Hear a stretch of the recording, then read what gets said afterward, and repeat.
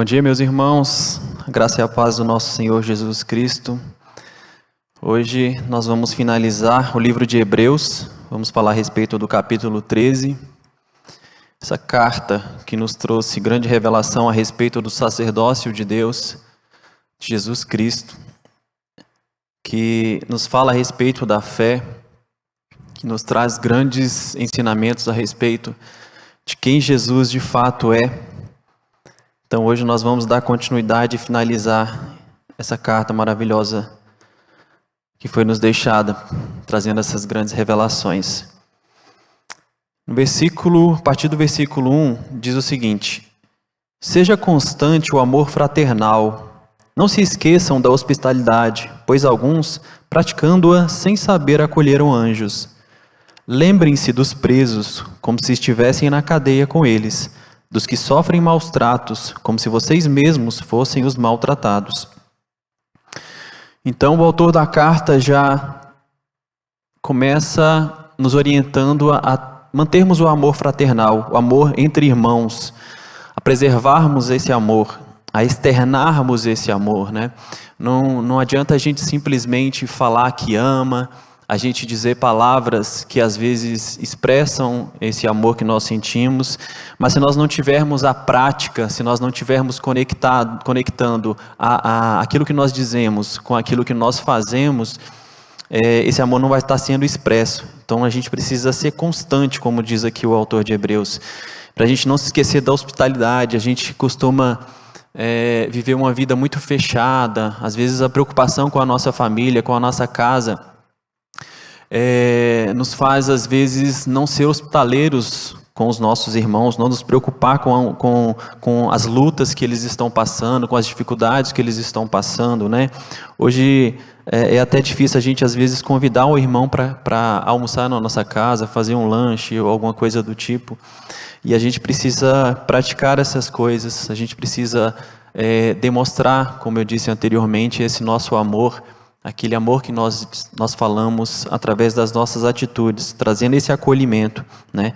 E aqui o autor vai trazer também uma referência de coisas que aconteceram ali no Antigo Testamento, né? Como Abraão, Ló, Manoá, que é o pai de Sansão, que quando eles se utilizaram dessa hospitalidade, eles acolheram de fato anjos ali no Antigo Testamento, como Ló, quando ele estava ali na cidade de Sodoma, e ele viu alguns homens ali na praça e ele os acolheu, e eram os anjos, né, enviados pelo Senhor para a destruição daquela cidade. Então, a gente de fato tem grandes recompensas a respeito de praticar essa hospitalidade, e anjos vai remeter também a mensageiros do Senhor, né, enviados do Senhor. Então, isso nos traz grande proveito a respeito daquilo que nós fazemos como expressando esse amor fraternal. No versículo 4 vai dizer o seguinte: digno de honra entre todos seja o matrimônio, bem como o leito conjugal sem mácula, porque Deus julgará os impuros e os adúlteros, né? Então, o texto vai falar ainda a respeito de que a gente precisa honrar o matrimônio. A gente vive dias em que, na verdade, o matrimônio está perdendo o seu valor. O matrimônio está sendo deixado de lado, ou está sendo fragilizado, né? Muitas pessoas hoje em dia já casam com a ideia na cabeça de que se não der certo, se isso não acontecer, ou se não for da forma como eu penso, como eu acho que eu desisto, né? Eu me divorcio e parto para outra. Então a gente precisa valorizar o casamento, precisa fortalecer esses laços, né? Deus estabeleceu na família como se fossem pilares para uma sociedade fortalecida, uma sociedade que preserva os bons costumes, que preservam tudo aquilo que a palavra de Deus nos ensina, né? A moral. Então, os casamentos que hoje em dia estão tão fragilizados, na verdade, eles deveriam ser fortalecidos, né? E o fortalecimento para esses casamentos, né, vem por meio de santidade, por meio de um comportamento que a palavra de Deus nos ensina.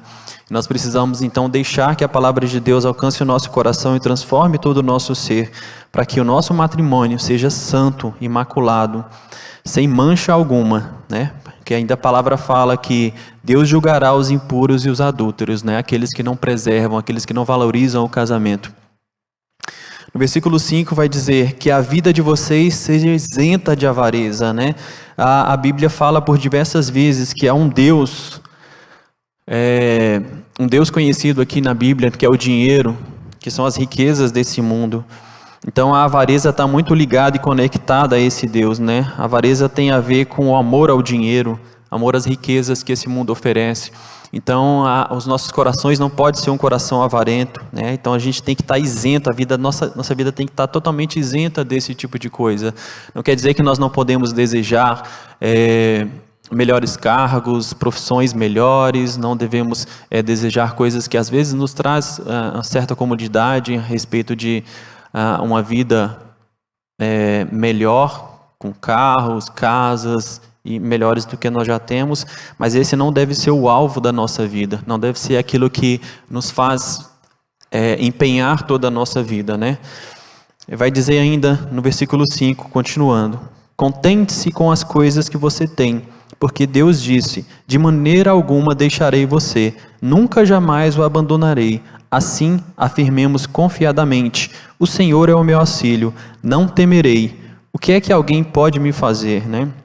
As pessoas que às vezes têm muitos recursos se esquecem do Senhor, né? E toda a sua dependência acaba sendo nesse dinheiro, na circunstância favorável que ele tem através das riquezas que eles adquiriram. Então o nosso coração precisa estar firmado em Deus, né? A questão de nós não temermos aquilo que pode sobrevir sobre as nossas vidas em relação ao que Deus pode fazer por nós, né? Porque se Deus é por nós, quem será contra nós?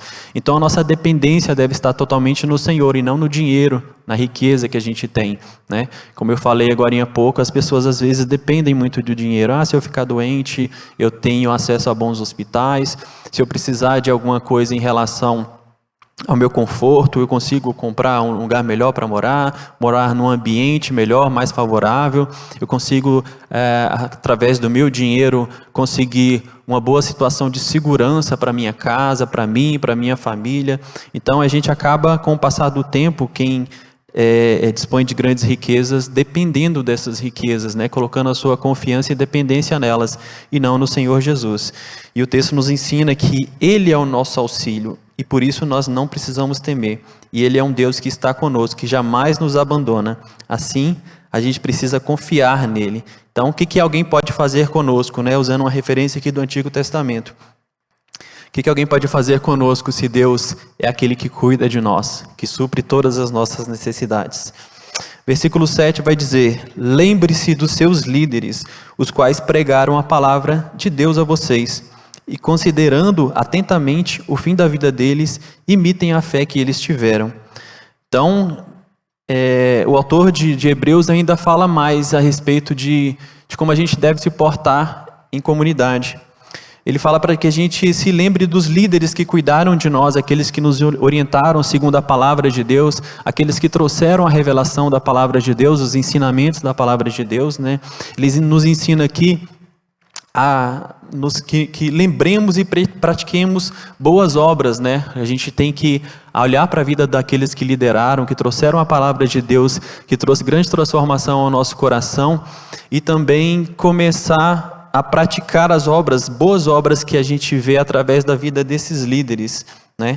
E a gente precisa olhar, imitar a fé que eles tiveram, né? Para que essa fé gere em nosso coração também um comportamento semelhante. Então nós precisamos estar firmados no Senhor Jesus, né? O espelho às vezes vai ser um comportamento do líder que teve, gerando fé no nosso coração, mas é sempre a palavra de Deus, é sempre o Senhor Jesus que vai ser o nosso exemplo máximo, né? Então o comportamento desses líderes não deve ser imitado de qualquer forma, mas deve ser filtrado através da palavra de Deus. Versículo 8, Jesus Cristo é o mesmo ontem, hoje e para sempre. Então, Jesus Cristo, que não mudou, o Deus imutável, que permaneceu fiel à sua natureza, dá exemplo para nós de como nós devemos nos portar, porque Ele é uma pessoa imutável, fiel à sua natureza de Deus. Versículo 9, não se deixe levar por doutrinas diferentes e estranhas, porque o que vale é ter o coração confirmado com graça, e não nos alimentos, que nunca trouxeram proveito aos que se preocuparam com isso, né? Então o autor de Hebreus ainda vai falar o seguinte a respeito disso, que provavelmente algumas doutrinas relacionadas à parte dietética ali, a respeito dos alimentos, como Paulo já falou várias vezes nas suas cartas, né? Isso muitas vezes vinha ali dos judeus, querendo que os gentios não se alimentassem de coisas consagradas, ídolos e tal, e também preservasse a alimentação relacionada aos alimentos em que os judeus consideravam puros e impuros, né, os animais. Então, o autor de Hebreus está falando a respeito disso, que esse tipo de doutrina que às vezes está contaminando o povo, querendo trazer algum tipo de obrigação referente à alimentação e a outras doutrinas também, que esse tipo de coisa não pode entrar ali dentro da igreja, entrar dentro da comunidade, porque isso contamina, né? Então Jesus Cristo, que é o mesmo ontem, o mesmo hoje e será sempre, ele se preserva do jeito que é para sempre. Então não surgirão novas doutrinas a partir de Jesus Cristo, porque ele é o mesmo, continua sendo o mesmo. Então não precisam se preocupar com doutrinas novas, com novos entendimentos a respeito da palavra de Deus, que o que Deus quis revelar através da palavra dele já está escrito aqui na Bíblia. Então nós precisamos preservar a palavra santa do Senhor, a palavra sem acréscimos, sem mistura. Aí vai falar também no versículo 10, temos um altar do qual os que ministram no tabernáculo não têm o direito de comer, pois aqueles animais cujo sangue é trazido pelo sumo sacerdote para dentro do santo dos santos, como sacrifício pelo pecado, têm o corpo queimado fora do acampamento. Por isso também Jesus, para santificar o povo pelo seu próprio sangue, sofreu fora da cidade. Saiamos, pois, a ele fora do acampamento, levando a mesma desonra que ele suportou. De fato, não temos aqui cidade permanente, mas buscamos a que há de vir. Por meio de Jesus, pois, ofereçamos a Deus sempre sacrifício de louvor, que é fruto de lábios que confessam o seu nome. Então, um outro ensinamento que nós podemos ter a respeito de uma vivência em comunidade, das orientações em que o livro de Hebreus traz para nós, é a respeito do que aconteceu ali com Jesus, que foi oferecido como sacrifício em nosso lugar, sacrifício absoluto e suficiente para pagar por todos os nossos pecados, diferente do que acontecia ali na terra de Israel, quando o sumo sacerdote, uma vez ao ano, oferecia em sacrifício pelo povo, pelo pecado do povo, uma oferta ali, oferecia um sacrifício a favor do povo, né? E esse sacrifício, né, diferente dos outros sacrifícios, ele não era oferecido ali no altar, no templo, mas ele era queimado fora da cidade, dos muros da cidade. Então, o autor estaria orientando a respeito de que essas doutrinas que às vezes estão infiltrando dentro da igreja ali,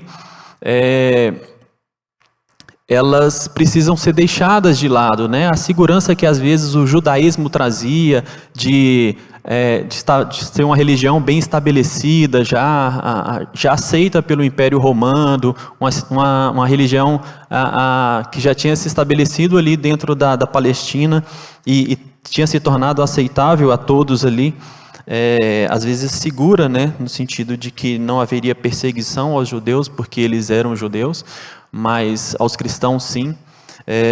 Eles não deviam se contentar com essa comunidade, com isso que a religião judaica, ou até mesmo as práticas ali dos gentios em relação à religião que eles praticavam. Eles precisavam sair desse lugar, né, e ter com Jesus, que foi sacrificado fora dos muros ali na cruz. Então, o autor fala nesse sentido de trazer essa situação de fato seguir a Jesus, né? Como o pastor Marcelo falou no domingo, a respeito de ser discípulo de Jesus, de negar a si mesmo, de levar a sua cruz e não se apegar a essa vida. Então, nós precisamos de fato pensar da mesma forma, de nós estarmos com Jesus, fora dessa comunidade, dessa comodidade, desses muros seguros ali, representado por Jerusalém. Versículo 16. Não se esqueçam de praticar o bem e da mútua cooperação, pois de tais sacrifício Deus se agrada. Então ele vai falar a respeito também daqueles que professam o nome do Senhor, né, de ter boas práticas, boa conduta, né, como a gente falou no início, não adianta a gente só falar, não adianta só dizer que é isso que é certo, é desse jeito que a gente deve se comportar, se a gente não tem prática, se a nossa prática não está conectada a isso que nós estamos dizendo, né. Então ele fala, não se esqueça da prática do bem e da mútua cooperação. Nós somos chamados para expressar o amor do Senhor, e para expressar a hospitalidade, como foi falado ali no início do capítulo, né? Pois tais sacrifícios Deus se agrada. Então os sacrifícios que anteriormente eram oferecidos ali no templo, sacrifícios de animais, bois, touros e ovelhas, eles não precisam mais ser feitos, mas há um sacrifício que é necessário ser feito. O sacrifício de expressar Jesus através das nossas vidas, né? O nosso comportamento precisa ser expresso de forma que dê glória ao Senhor Jesus. Os filhos precisam expressar e santificar o nome do Pai. A gente precisa dar bom exemplo porque a nossa vida a partir de agora espelha a vida de Jesus e revela o Pai para aqueles que ainda não conhecem. Então nós temos a responsabilidade, né, de frutos de lábios que confessam o seu nome. Se nós dizemos que nós somos filhos de Deus, que nós somos restaurados pelo poder de Deus, que nós somos transformados e nos comportamos da mesma forma que nós nos comportávamos anteriormente, ou da mesma forma que alguém que não conhece ao Senhor Jesus se comporta, nós vamos estar negando que de fato a nossa vida foi transformada. Então nós precisamos oferecer as nossas vidas como sacrifício. Agora a nossa vida não pertence mais ao Senhor Jesus. E não só no ambiente eclesiástico, não só aqui na igreja. As nossas vidas precisam expressar o Senhor Jesus onde quer que nós estejamos. Seja no nosso trabalho, na nossa escola, na faculdade. A nossa vida inteira precisa espelhar o Senhor Jesus, né? E todos nós sabemos que isso tudo não acontece de uma hora para outra. Mas nós precisamos estar constantemente diante da presença do Senhor, envolvidos com a palavra do Senhor, sendo transformado dia após dia e cada vez mais nos parecendo com Jesus. Amém? Versículo 17. Obedeçam aos seus líderes e sejam submissos a eles, pois zelam pela alma de vocês, como quem deve prestar contas. Que eles possam fazer isso com alegria e não gemendo. Do contrário, isso não trará proveito nenhum para vocês. Então ele ainda orienta a nós obedecermos aos nossos líderes, né?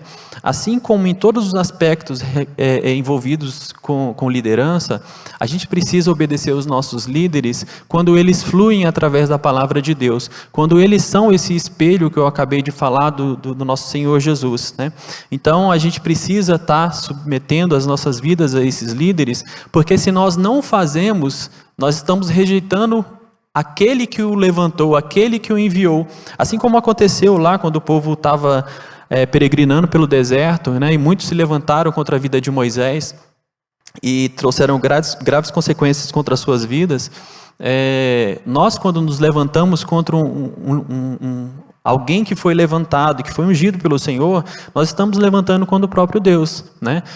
Talvez uma ilustração que traga uma clareza a respeito disso é um dono de uma empresa que coloca, às vezes, um gerente para gerir ali o seu negócio, e aqueles que são subordinados a esses gerentes se levantam contra ele quando ele está fazendo exatamente aquilo que o dono da empresa pediu para que ele fizesse, se comportando exatamente, né, da forma ideal que o dono da empresa falou para que ele se comportasse e para que ele fizesse ali dentro da empresa.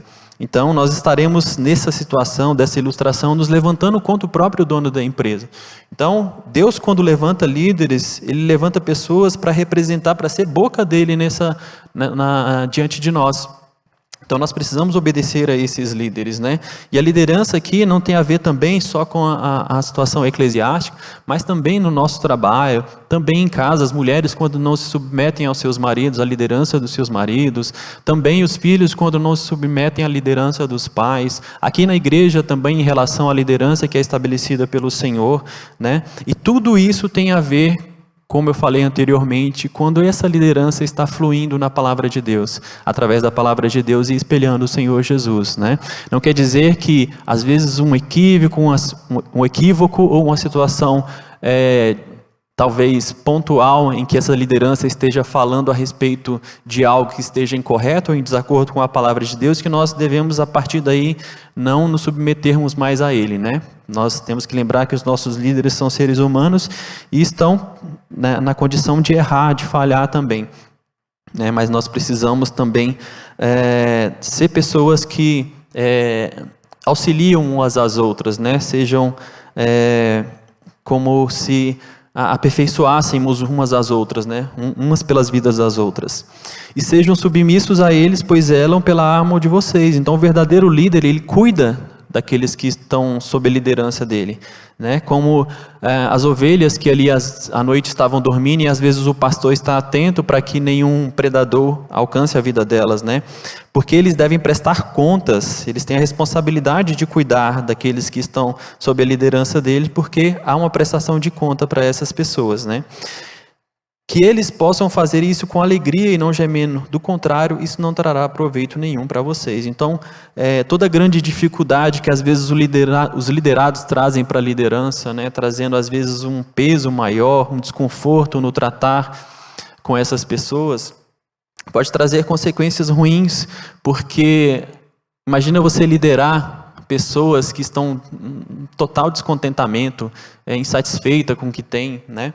Então, como falou a respeito da avareza lá, é como se você vivesse o tempo todo descontente, só querendo aquilo que você não tem, como foi ali no jardim, né? Que estava disponível para Adão e Eva uma diversidade enorme de árvores, de frutos ali para eles se alimentarem, mas em determinado momento eles desejaram um único fruto, o único que eles não poderiam se alimentar. E às vezes a nossa vida é assim, às vezes a gente está cercado de coisas boas, a gente está cheio de coisas agradáveis à nossa própria carne e outras coisas, e a gente não se contenta com isso, a gente quer aquilo que a gente não tem. Versículo 18. Orem por nós, pois estamos certos de que temos a consciência limpa. Queremos, em todas as circunstâncias, fazer o que é correto. Peço com insistência que vocês façam isso para que eu lhes seja restituído o mais depressa possível. Então, o autor de Hebreus, que não se sabe exatamente quem foi, né?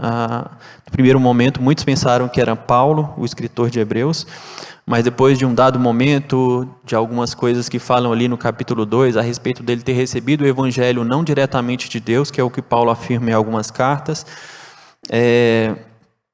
foi sendo desconsiderado, mas foi sendo considerado também que fossem pessoas próximas a Paulo, né? Pessoas que andavam ali com Paulo. E também aqui mostra uma característica pastoral de quem escreveu essa carta, né? Para que, não se sabe exatamente onde estava essa pessoa, mas ele pede para que orem, né, a ele, para que ele seja restituído, para que ele volte a estar com os irmãos, né, demonstrando esse amor de como os pastores, de estar próximo ali daqueles que um dia ele liderou ou ainda permanece liderando à distância. Então ele pede oração a essas pessoas. E a gente vê a importância que tem da oração da igreja pelos líderes, da oração da mulher pelo esposo, da oração dos filhos pelo marido, por aqueles que lideram.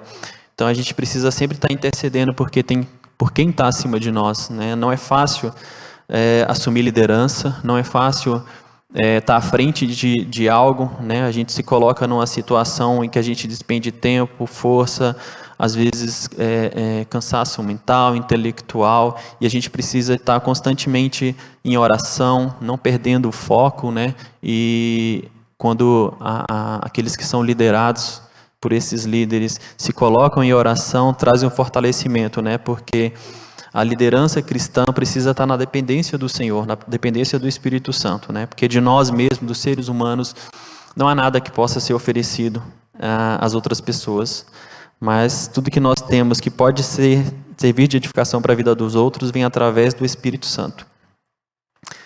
Versículo 20. Ora, o Deus de paz, que tornou a trazer dentre os mortos o nosso Senhor Jesus, o grande pastor das ovelhas, pelo sangue da eterna aliança, aperfeiçoe vocês em todo bem, para que possam fazer a vontade dele, que ele opere em nós o que é agradável diante dele, por meio de Jesus Cristo, a quem seja a glória para todos sempre. Amém. Então aqui o autor faz uma oração muito semelhante ao que Paulo faz ali no final de suas cartas. Ele pede para que Jesus Cristo, que é o grande pastor, o grande exemplo de pastoreio, né? O bom pastor, que ele aperfeiçoe cada um daquelas pessoas que estão recebendo a carta, para que cada um deles façam a vontade de Jesus, cumpra um propósito para o qual foi chamado. Nós temos em Cristo um chamado, nós temos um propósito e nós precisamos viver segundo esse propósito chamado por Deus.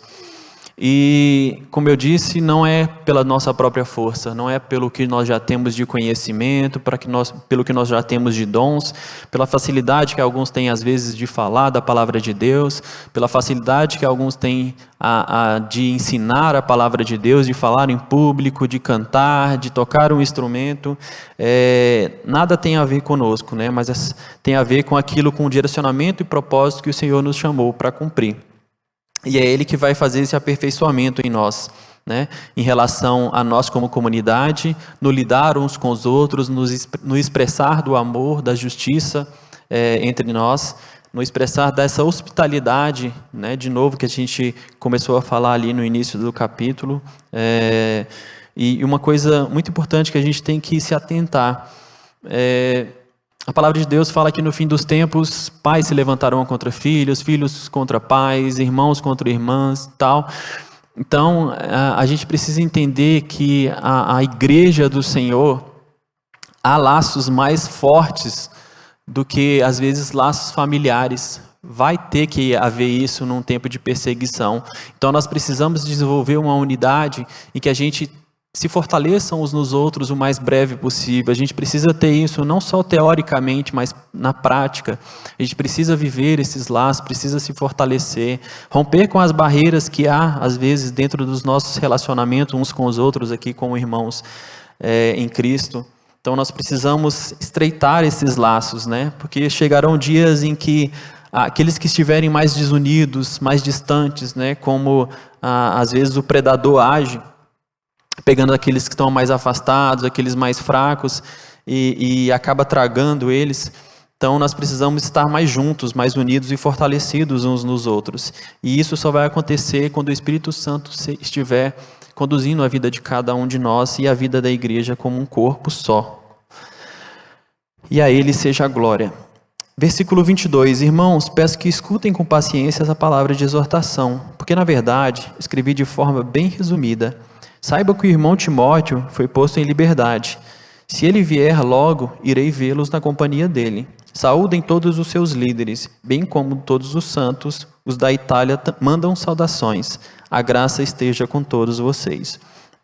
Então, mais uma situação que às vezes confirma a suspeita de que o escritor de Hebreus é um daqueles que estão próximos ali de Paulo, que estavam próximos nas viagens de Paulo e tal, é que ele cita aqui Timóteo, né? Timóteo era um discípulo amado ali do apóstolo Paulo.